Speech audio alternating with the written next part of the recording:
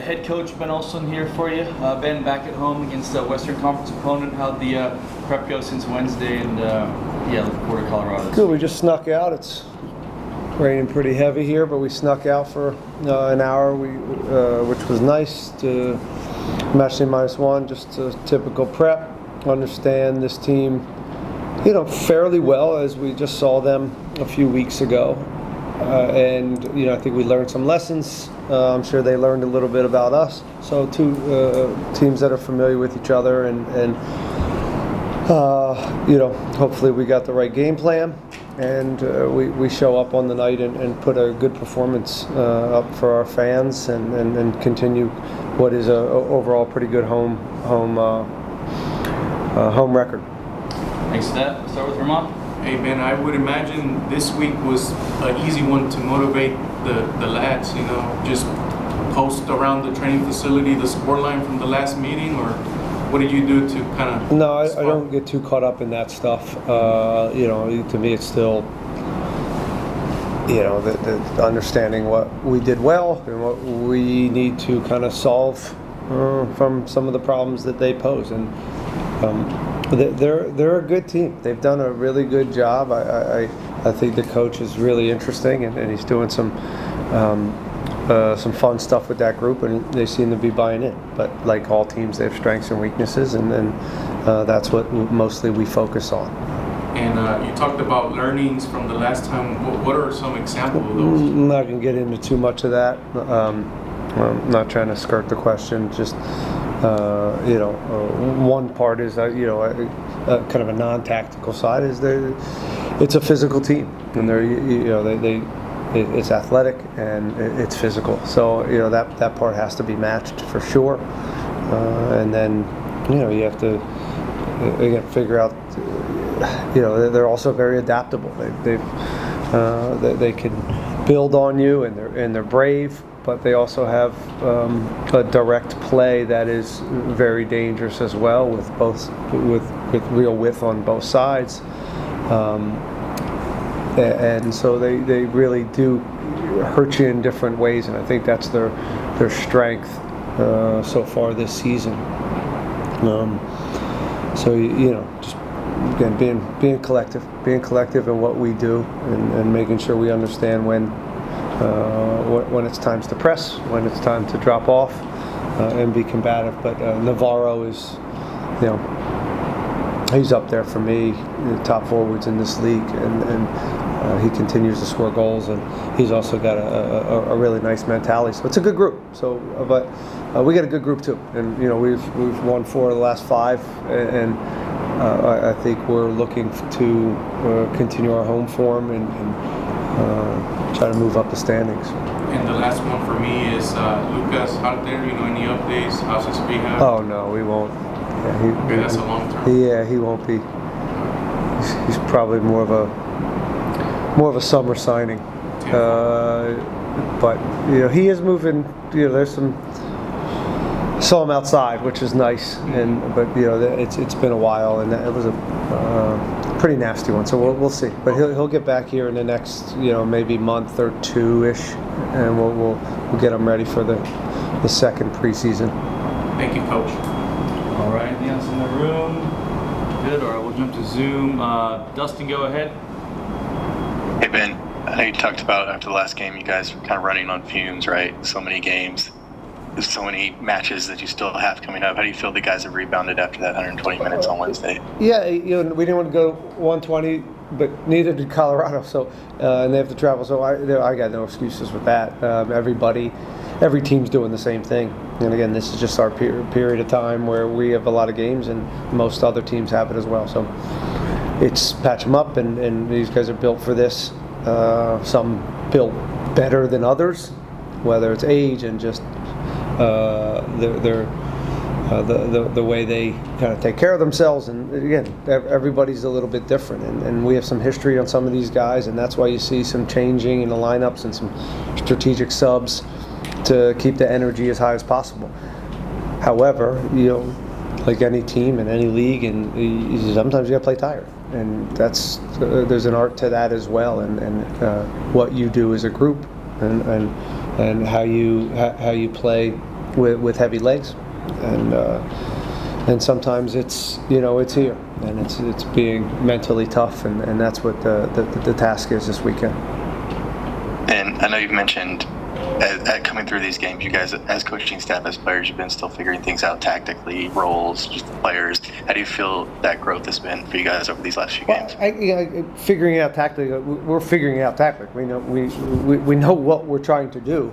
It's just changing, and it's morphing, and we're some of it, as I've always said, some of it becomes what's available to us, so what's best available in the moment, and also we're always with an eye on the opposition and what we think can cause them problems or help us solve problems. So there's a lot that goes into this every week, and at some point we'll kind of get a little bit more narrow in how we go about it every game, and but in the meantime, the guys have been open-minded and flexible in how we go about the game plan, and it's been an interesting task for everyone. But again, guys are been managing it. I told him today we're in the doing okay in the Open Cup, and we're in a good position there, and we're picking up points in the league, and we got a nice little run here over the last 5 games. So it's just about continuing to grab points and continue to find out about ourselves. Thanks, Ben. Sam, go ahead. Hey, hi Ben. Hi, Sam. Yeah, talking about Colorado Rapids, the result of 3 weeks ago at Dick's Sporting Goods Stadium, does that factor or does that create a layer of motivation going into that game to get for a team to get their league back, or will you address the game as any other game in the MLS season? For the most part, it's we'll prepare like we prepare for all these teams, but Sam, when you just played them, you have some some fresh thoughts in how to go about them because it just went down. And I also think it's important when a score happens like that, when it's 5, what was it? 6-2. 6-2, right? It's important to understand that there's different types of 6-2 games, right? That game could have been 3-2 us very easily in the first half. So in some ways you have to take the emotion out of some of this stuff. Sometimes you have to put the emotion in it and double down on the emotion if the effort wasn't there, or if there were some other circumstances. The effort was there, and I thought they made more plays than us. I think we we tried to go toe to toe with them in a tough place, and it was a little bit of a risk, and we came on the short end of that risk. But we had a couple of really good chances in that first half to make that a different type of game, and sometimes that's a different. And when you play in altitude and you chase the game in the second half, I've been there as a player, I've been there as a coach. I've seen many goals from 80th to 95th minute in altitude when you're trailing against Colorado. So you have to, when you get stretched. So you have to take some of this with a grain of salt, but you can't be naive either. And you have to understand your team and what your strengths and weaknesses are, and that's what we're finding out still throughout each week. And I think we found out after that game a little bit about ourselves as well. All right, I wish you all the best on Saturday. All right, Sam. Thanks. Jesus, go ahead. Hi, Ben, can you hear me? Yeah, hi, Jesus. Hey, I was wondering, with so many games in such a short amount of time, what can you learn about your team that can help you in the rest of the season? Like, I mean, you were saying some players you guys know very well, some players you guys are still learning about how much they can push themselves. Yeah. The back-to-back games, again, we know a lot of these guys and what we have history on them, and we lean on that a lot, and we lean on the sports science department to give us recommendations. What we'll learn about our team during this, what we're learning over the last 10 days or 2 weeks, and then what we'll learn over the next 5 games is what does our depth look like? And as I always say, if you can do this right, you can pick up some points as you're shuffling lineups and energies and suspensions and injuries, which are popping in as well. It can be a great thing where everybody's contributing. But we are, it's been a collective effort. There's a lot of guys in there that have seen minutes in different ways and different structures, and that's, I think, going to help us in this next 5-6 games until the break. Whether it's again Dwayne or Ibra, guys are in and out of the lineup. They got minutes early, and then they find themselves out of the lineup, and then they're called on. So we think we have a good stable of 20 guys that can come and contribute to this team, and we're going to need every one of them.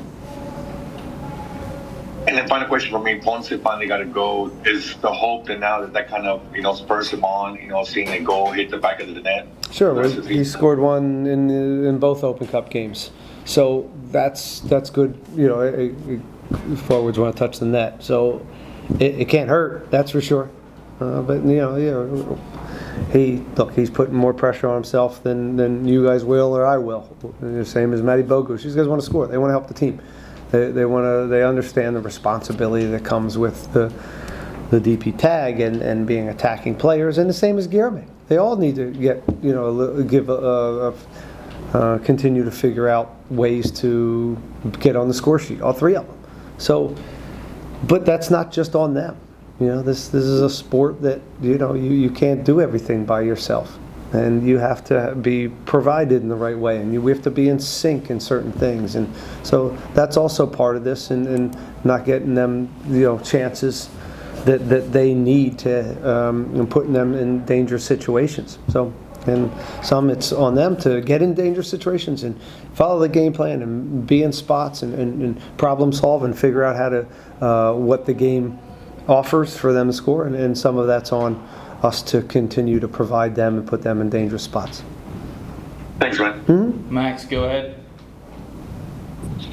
Good morning, Ben. Hope you're doing well. I'm just curious, at least from your perspective, you've been now in this league for quite a while, and you've seen Colorado evolve as an opponent, being a Western Conference team for as long as you have. And with the fact that this team has, at times in previous seasons, been anemic on offense. I mean, already this year, in just 10 matches played in the league, let alone, they have already reached half of their total goals for total, I should say, as they did all of last season. What do you think that is, and what do you think from what you saw in that previous matchup with them just a few days ago is different about this Colorado team than years past?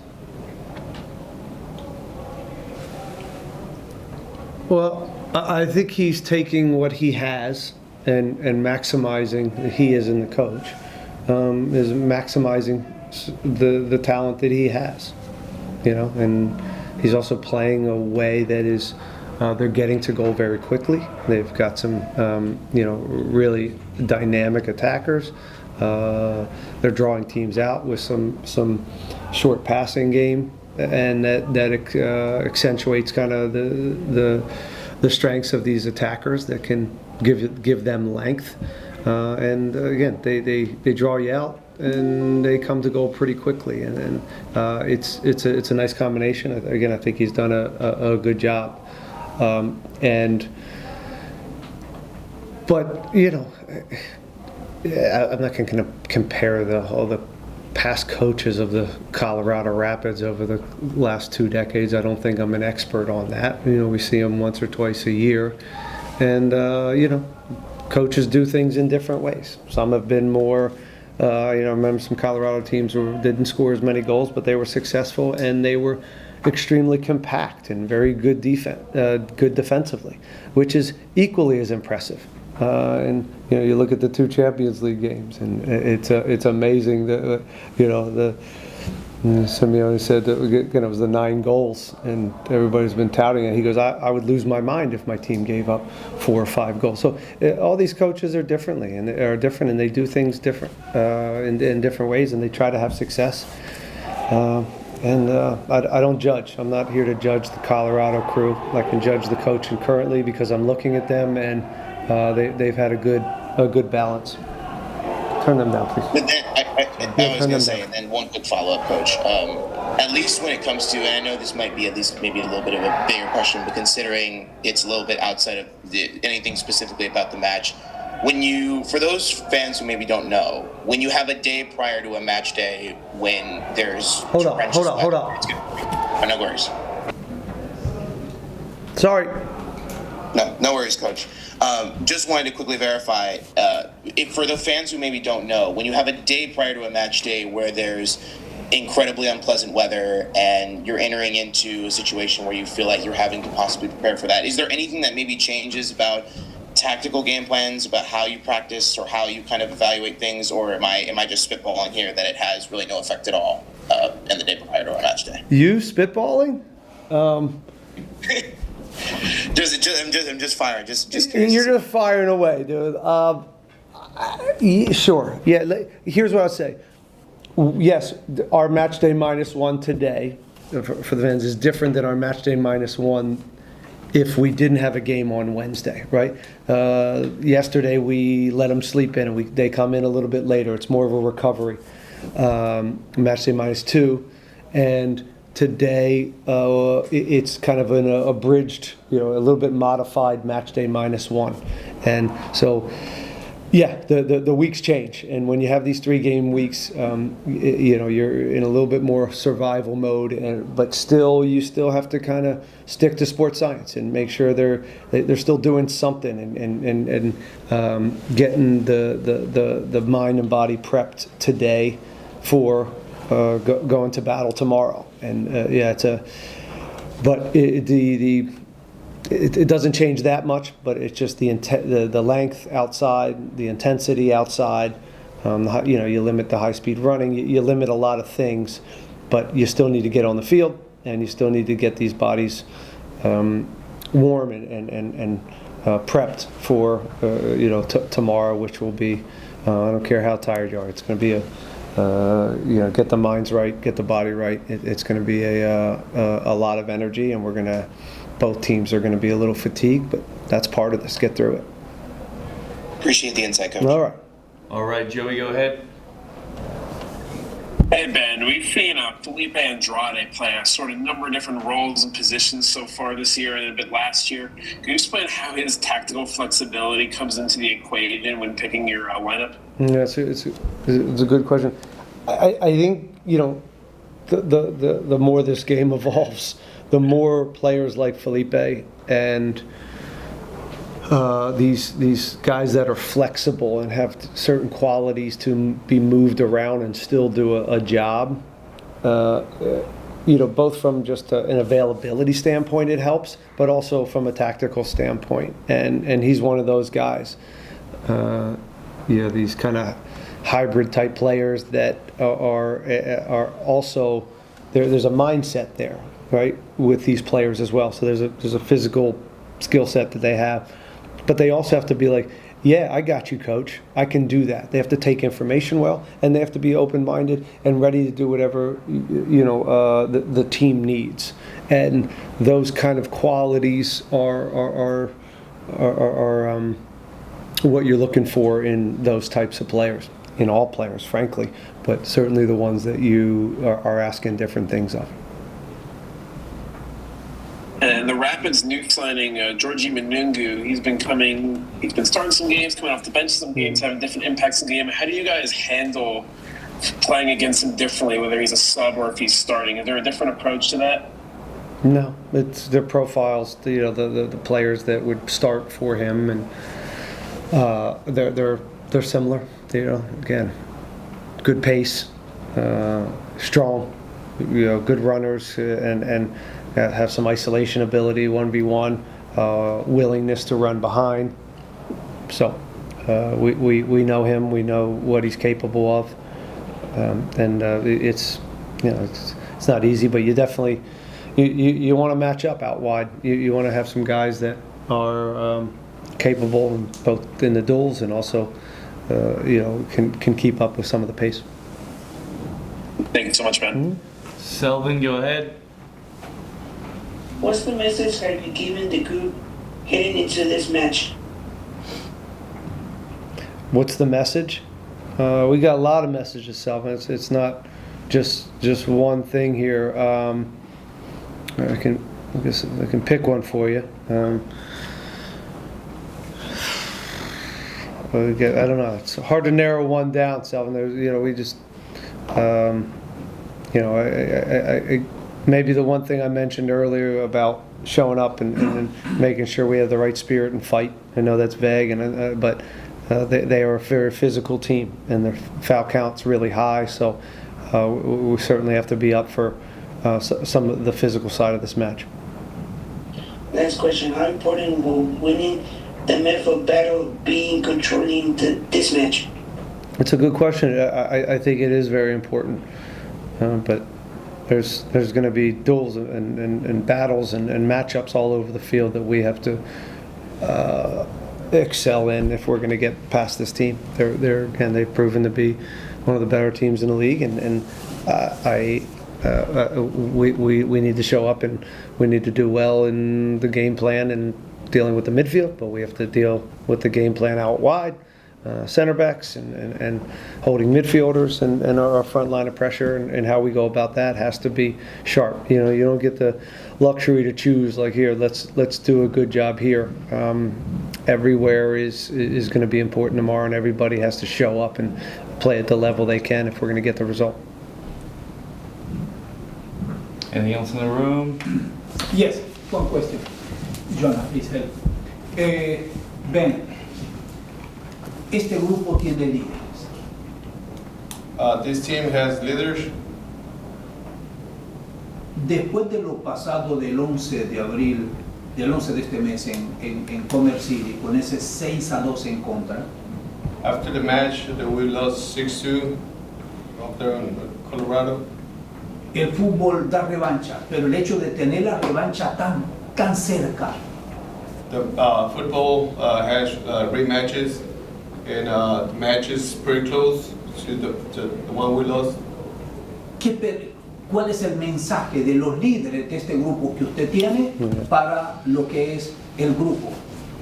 Yeah, we mentioned this earlier. We talked about this, and you know this revenge, like, oh, they beat us 6-2, like, let's go. Yes, of course, it's a game at home that we need to compete at a really high level, right? Does getting our asses kicked in Colorado change the way we go about and prepare this game? You know, maybe in some messaging, you know, maybe you can turn that knob a little bit, but that knob should already be turned. You know, the opportunity in front of us. If you pull that lever too many times, it goes a little bit false, right? We understand. This group understands that this is a good team that beat us pretty good over there. But it's also important to, as much as it is about emotion, it's also important to take some of that emotion out of this game plan and how we go about it and learn from those lessons, right? Not just go fight, and we have to learn a little bit about what we did right, and there was a lot that we did right, and what we did wrong. And we apply that, and now we teach it to them, and we try to solve it as a coaching staff, and we try to relay that to the players. And yes, with hey, that wasn't a lot of fun. You know, getting our asses kicked, and hopefully we remember a little bit of that when those moments come up, when the duels and physicality come up into this game. But that's just a small part of this, and I shouldn't say it's a small part of it. It's a huge part of it. Showing up and having the right mindset and the right pulse and the right tension, intensity. That is a huge part of it. But there's also some other components here that we have to do well from a game plan standpoint to have success. So it's both. Thank you. Did I answer your question? Thank you. All right, thanks everyone. We'll see you tomorrow. Appreciate it, Ben. Thank you.